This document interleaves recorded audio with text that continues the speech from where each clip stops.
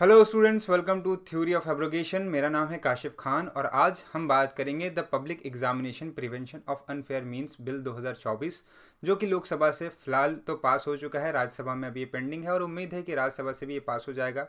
आप सभी को मालूम है कि स्टूडेंट जो है वो पेपर लीक की प्रॉब्लम बहुत झेल रहे हैं। बहुत सारे स्टेट में हमने देखा पिछले कुछ सालों में कि बहुत सारे पेपर लीक के मामले आए, जिसकी वजह से एग्ज़ाम को कैंसिल करना पड़ा। स्टूडेंट्स को बहुत सारी परेशानी झेलनी पड़ी, क्योंकि एक स्टूडेंट जो है काफ़ी टाइम तक किसी एग्ज़ाम की तैयारी करते हैं, एग्ज़ाम देते हैं और उसके बाद एग्ज़ाम के पेपर लीक की खबर आती है और फाइनली उस एग्ज़ाम को दोबारा से उनको देना पड़ता है। उनकी कुछ की स्टूडेंट्स की ऐसी होती हैं कि एज निकल जाती है, परेशान हो जाते हैं।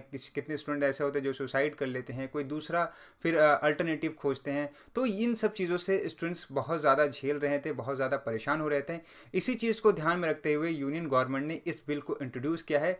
बिल का नाम है लोक परीक्षा अधिनियम। इस बिल को इंट्रोड्यूस किया है हमारे यूनियन मिनिस्टर ने। और इस बिल की बात करें तो ये बिल जो है आने वाले एग्ज़ाम में जो चीटिंग होती है, जो एग्ज़ाम में पेपर लीक होता है, जिसकी वजह से एग्ज़ाम को कैंसिल करना पड़ता है, उन सारी चीज़ों को कंट्रोल करेगा और उसमें पनिशमेंट को भी प्रिस्क्राइब करता है। तो इस वीडियो में हम क्या क्या डिस्कस करेंगे, सबसे पहले उसको देखें तो हम बैकग्राउंड को डिस्कस करेंगे कि कहाँ कौन कौन से केसेस हुए हैं जिसकी वजह से इस बिल को लाना पड़ा, क्यों इस बिल की हमें ज़रूरत है, इस बिल में क्या क्या बातें हैं और अनफेयर मीन्स जो इसमें डिफाइन किया गया है कि मतलब क्या क्या चीज़ें को अनफेयर मीन्स के अंदर रखा जाएगा। और अगर कोई भी अनफेयर मीन्स प्रैक्टिस करता है एग्ज़ाम के टाइम में तो यहाँ पे उनको पनिशमेंट क्या मिलेगी। बेसिकली ये एग्ज़ाम कंडक्ट जो एजेंसियाज कराती हैं उनके बारे में बात करता है। जो इंस्टीट्यूशन है, जो फर्म है जहाँ पे एग्ज़ाम कंडक्ट होता है, या बीच में कोई पब्लिक पर्सन होते हैं जो इन्वॉल्व होते हैं चीटिंग वगैरह कराने में, उनके पनिशमेंट की बात करता है। यहाँ पे ये स्टूडेंट को पूरी की पूरी तरीके से एग्जाम करता है, मतलब स्टूडेंट को किसी भी तरीके की यहाँ पे सज़ा नहीं मिलेगी। जो चीटिंग कराने में हेल्प करेगा, जो संस्था हेल्प करेगी, जो फर्म यानी कि जहाँ पे इंस्टीट्यूशन जहाँ पे एग्ज़ाम होता है, या फिर कोई भी जो अथॉरिटी है, अगर वो एग्ज़ाम को कराने में यहाँ पे कोई इश्यू क्रिएट करती है, कोई चीटिंग करवाती है, पेपर लीक कराने में हेल्प करती है, तो यहाँ पे उनको सज़ा की ये पूरा का पूरा बिल जो है वो बात करता है। तो इसी चीज़ की हम चर्चा आज इस वीडियो में करेंगे। सबसे पहले हम बैकग्राउंड जान लें। तो इसका बैकग्राउंड अगर हम देखें तो बहुत सारे हमने पेपर लीक के केस देखे हैं, जैसे कि राजस्थान में टीचर रिक्रूटमेंट का एग्ज़ाम जब वो पेपर लीक की वजह से कैंसिल हो गया, कि CET का जो एग्ज़ाम हुआ था हरियाणा का ग्रुप डी का, वो कैंसिल हो गया। Recruitment of exam for the junior clerk जो है गुजरात में, वो जो है वो कैंसिल हो गया। और कांस्टेबल रिक्रूटमेंट का जो एग्ज़ाम बिहार में अभी हाल फिलहाल जो है पेपर लीक की वजह से जो है वो कैंसिल हो गया। तो ये बहुत सारे एग्ज़ाम जो हैं आपके कैंसिल हुए हैं बीते कुछ सालों में, जिसके वजह से ये एक रीज़न आया कि हमें इस बिल की ज़रूरत पड़ी। अगर हम पूरा 5 साल का डाटा उठा के देखें, 5-6 साल का डाटा उठा के देखें, तो टोटल 1.5 करोड़ स्टूडेंट ऐसे हैं जो इन पेपर लीक के मामले से अफेक्ट हुए हैं। वहीं 70 केसेस जो हैं वो पेपर लीक के रजिस्टर हुए हैं इसी पीरियड में, 2016 से लेकर 2023 तक में। और यहाँ पर अगर देखें तो दर्जन से ज़्यादा जो है वो रिक्रूटमेंट ड्राइव जो है वो कैंसिल हुई हैं इस पेपर लीक के वजह से 2018 से लेकर 2023 तक। तो यहाँ पर हम देखें एक बहुत नंबर ऑफ मामला यहाँ पे दर्ज हुआ है। यहाँ पर अगर हम देखें तो 2014 से 615 एक्यूज जो हैं उनको अरेस्ट किया गया है पेपर लीक के केस में, जिनमें 33 जो है केसेस हैं गवर्नमेंट रिक्रूटमेंट पेपर लीक के। तो यहाँ पर हम देखें तो बहुत ज़्यादा पेपर लीक का मामला हुआ है, उनके खिलाफ केसेस हुए हैं। लेकिन अगेन इन सब में सफ़र कौन करता है? सफ़र करता है स्टूडेंट जो एग्ज़ाम की बहुत दिनों से तैयारी कर रहा है, जो ये सोचता है कि हम इस एग्ज़ाम को क्वालिफाई करेंगे, एक गवर्नमेंट जॉब लेंगे और अपनी फैमिली को स्टेबल करेंगे। तो यहाँ पर इसके ऊपर कोई स्पेसिफिक लॉ नहीं था, तो इस वजह से यहाँ पर इस स्पेसिफिक लॉ की ज़रूरत पड़ी और गवर्नमेंट ने यहाँ पे इस स्पेसिफिक लॉ को पार्लियामेंट में इंट्रोड्यूस किया है। तो जो हमारे यूनियन मिनिस्टर हैं डॉक्टर जितेंद्र सिंह, इन्होंने इस बिल को इंट्रोड्यूस किया 5 फरवरी को लोकसभा में, और ये बिल 6 फरवरी को लोकसभा से पास हो गया। क्योंकि बहुत अच्छा बिल था, स्टूडेंट के फेवर की बात करता है, तो किसी भी अपोजिशन पार्टी ने इस बिल का अपोज नहीं किया और ये बिल आसानी से लोकसभा में पास हो गया। ऑब्जेक्ट की बात करें तो इसका मेन ऑब्जेक्ट है कि gather transparency, fairness and credibility to the public examination system and to resume the youth and their sincere and genuine effort will be fairly rewarded and their future is safe। So main object इसका यही है कि transparency लाना, fearless लाना, और exam के ऊपर जो स्टूडेंट का भरोसा है कि एग्ज़ाम होगा, इसमें हमको सफलताएं मिलेंगी, वो जो भरोसा है स्टूडेंट का, उस भरोसे को फिर से उजागर करना बेसिकली इस पूरे बिल का मेन मोटिव है। उनके जो उनका एफर्ट होता है, उस एफर्ट को जो है वो अचीव कर सकें, उसके थ्रू जो है वो उनको एग्ज़ाम में सफलताएं मिले, उन सफलताओं को अचीव करने के लिए बेसिकली इस बिल को यहाँ पे इंट्रोड्यूस किया गया है। इस बिल के तहत एक high level national technical committee को भी बनाया जाएगा, जो कि एक पब्लिक एग्ज़ाम, जो भी ऑनलाइन एग्ज़ाम होते हैं उनके प्रोटोकॉल को डेवलप करेगी, जो भी IT सिक्योरिटी सिस्टम होता है उन सारी चीज़ों को वो देखेगी, मतलब कि ऑनलाइन कुछ गड़बड़ी ना हो, कोई सिस्टम में जो होता है कि हैक करके आप एग्ज़ाम कंडक्ट करवा देते हैं। तो जब से ये ऑनलाइन सिस्टम आया तब भी बहुत ज़्यादा हैकिंग का और बहुत ज़्यादा जो टैंपरिंग का जो है वो इशू आने लगा है। तो इन सब चीज़ों से भी बचा जा सके, इसके लिए एक high level national technical committee बनाई जाएगी ऑन पब्लिक एग्जाम्स, कि यहाँ पे इस बिल को जो है वो एंटी पेपर लीक जो है बिल भी कहा जा रहा है, क्योंकि ये उन लोगों को सज़ा देगा जो पेपर लीक कराने में हेल्प करते हैं और जिसके वजह से एग्ज़ाम जो है वो कैंसिल होता है। आगे हम बात करें यहाँ पे, तो ये एग्ज़ाम किन किन अथॉरिटी के द्वारा कराया जाएगा उससे ये डील करता है ये बिल। तो ये बिल उन एग्ज़ामों को डील करता है जो कि ये पर्टिकुलर अथॉरिटी करवाती हैं, जैसे कि यूनियन पब्लिक सर्विस कमीशन जो एग्ज़ाम करवाएंगी, स्टाफ सिलेक्शन कमीशन जो एग्ज़ाम करवाएंगी, railway recruitment board, national testing agency जैसे कि नेट का एग्ज़ाम जो है और DU के बहुत सारे, या जामिया या आपका JNU, इन सब के जो भी एग्ज़ाम्स होते हैं, एंट्रेंस एग्ज़ाम यूनिवर्सिटी वाले, वो सब NTA बहुत सारे एग्ज़ाम्स कराता है।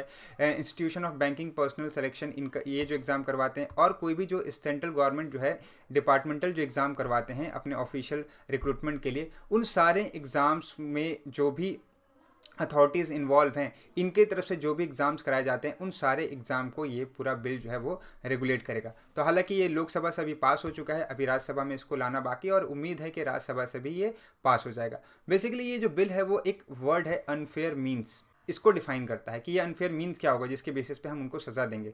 तो ये कहता है कि अनफेयर मीन्स का मतलब होगा कि अनऑथराइज एक्सेस और लीक ऑफ क्वेश्चन पेपर और आंसर की, कोई भी अगर अनऑथराइज तरीके से कोई भी क्वेश्चन पेपर या उसके आंसर की का एक्सेस देता है किसी पर्सन को, या उस क्वेश्चन पेपर को लीक करा देता है, तो वो अनफेयर मीन्स की कैटेगरी में रखा जाएगा। किसी कैंडिडेट को असिस्ट किया जाता है पब्लिक एग्जाम में, तो वो होता है ना कि कोई टीचर जो है स्टूडेंट की हेल्प करते हैं एग्जाम में आंसर बताने में। किसी कंप्यूटर नेटवर्क से अगर कोई टैंपरिंग की जाती है या उसके रिसोर्सेज से टैंपरिंग की जाती है, तो ये अनफेयर मीन्स की कैटेगरी में रखा जाएगा।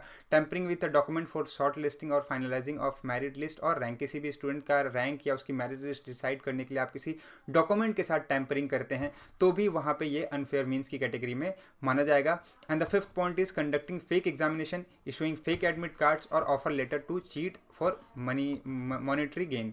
अगर मॉनिटरी गेन के लिए आप कोई फेक एग्जाम कंडक्ट करवा रहे, होता है ना कि बहुत सारे एग्जाम्स के लिए जो है आप एक नोटिफिकेशन निकालते हो, बच्चे उसमें एग्जाम भर देते हैं और फिर उसके बाद जो है पता चलता है कि वो एग्जाम ही नहीं था, कोई वेबसाइट ही फेक बनाई गई है। तो आप अगर फेक एडमिट कार्ड रिलीज़ कर रहे हो, ऑफर लेटर रिलीज़ कर रहे हो, होता है कि बहुत सारी नौकरियों के लिए जो है निकला था कि आवेदन आ रहा है कि आप जो है 10,000 रुपये 20,000 रुपये एक सिक्योरिटी मनी जमा करिए और आपको हम एग्ज़ाम जो है दिए बगैर एक सरकारी नौकरी दे देंगे। बच्चे जो हैं वो वहाँ पर क्या करते हैं कि भर देते हैं पैसा वहाँ पे जाके और उनके साथ फ्रॉड हो जाता है। तो इस टाइप की जो भी चीज़ें होंगी यहाँ पे, ये सारी चीज़ें अनफेयर मीन्स की कैटेगरी में रखी जाएगी। और ये जो पूरा बिल है ये ऑल भी प्रोहिबिट करता है disclosing exam related confidential information. अगर कोई करता है तो मान लीजिए एग्जाम किस डेट पे होने वाला है, या एग्जाम में क्या क्वेश्चन आएंगे, या किसी भी तरीके की कोई भी चीज़ें अगर यहाँ पे कोई पहले ही एग्जाम से रिलेटेड जो कि कॉन्फिडेंशियल है उसको कोई अगर रिलीज़ कर देता है, या कोई भी अनऑथराइज पीपल को इंटर करने की परमिशन देता है एग्जाम सेंटर पे और जिससे जो है सेंटर डिस्टर्ब हो जाए, तो वो सारी चीज़ों को भी अनफेयर मीन्स के अंदर ये रखता है।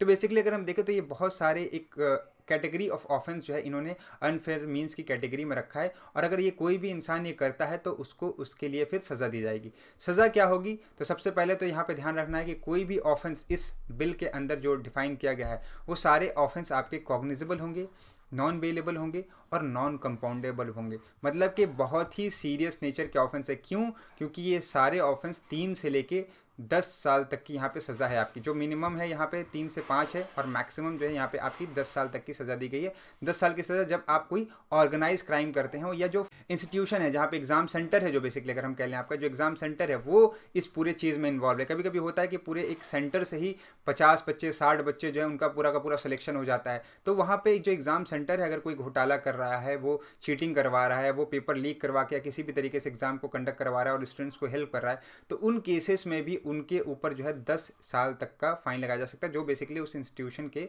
जो हेड होंगे उनके ऊपर 1 करोड़ तक का फाइन लगाया जा सकता है, जो मैक्सिमम पनिशमेंट है यहाँ पे 1 करोड़ तक की है। और यहाँ पे जो अगर बेसिकली कोई पर्सन इन्वॉल्व होता है, अगर कोई पर्सन चीटिंग कराने में इन्वॉल्व है तो उसके ऊपर जो है वो 5 साल तक का पनिशमेंट है और 10 लाख रुपए तक का फाइन है। लेकिन अगर कोई फर्म इन्वॉल्व है, पूरे का पूरा जहाँ पे सेंटर पड़ा था वो सेंटर इन्वॉल्व है, तो उनके ऊपर 1 करोड़ तक का फाइन है और 10 साल तक का वहाँ पे इम्प्रिजनमेंट रखा गया है इनके लिए। फिर यहाँ पे एक चीज़ और है कि अगर एग्ज़ाम का पेपर लीक होने की वजह से जो है एग्ज़ाम को दोबारा कंडक्ट कराना पड़ेगा, तो उस फर्म को पूरे एग्ज़ाम का कॉस्ट पेयर करना पड़ेगा और साथ ही साथ उसको नेक्स्ट टाइम में कभी भी एग्ज़ाम सेंटर के लिए उसको फर्म को नहीं चूज़ किया जाएगा। मतलब कि जो भी स्कूल्स वगैरह होते हैं उनको दोबारा से एग्ज़ाम कंडक्ट कराने के लिए परमिशन नहीं मिलेगी, उनको वहाँ से बाहर कर दिया जाएगा। तो देखा जाए तो एक बहुत ही अच्छा लॉ यहाँ पर इंट्रोड्यूस किया गया है गवर्नमेंट के द्वारा, जो कि स्टूडेंट्स के फ्यूचर के लिए बहुत ज़्यादा अच्छा है। स्टूडेंट के फ्यूचर को काफ़ी ज़्यादा सिक्योर करता है, उनके जो मेहनत है बेसिकली अगर हम उसकी बात करें तो उनके मेहनत को सिक्योर करता है, उनकी मेहनत को बचाता है यहाँ पे। क्योंकि बार बार एग्ज़ाम की तैयारी करना, बार बार एग्ज़ाम देना और अपनी गलती की वजह से नहीं, किसी दूसरे की गलती की वजह से उस एग्ज़ाम को दोबारा से देना काफ़ी टफ होता है। माइंड सेट फिर से उसको स्टूडेंट्स को सेट करना पड़ता है, फिर से उतनी मेहनत करनी पड़ती है। तो उनकी ये जो मेहनत है उनको वो बचाएगा, उनकी जो मेहनत है उनको ये सिक्योर करेगा। काफ़ी अच्छा बिल है। आई होप ये बिल जल्दी आ जाएगा और जल्दी इसको इम्प्लीमेंट कर दिया जाएगा। इसी की उम्मीद के साथ जो है हम इस वीडियो को यहाँ पर एंड करते हैं। आई होप ये वीडियो आपको पसंद आई होगी। मिलते हैं ऐसे ही इंपॉर्टेंट वीडियो के साथ, तब तक के लिए goodbye and take care.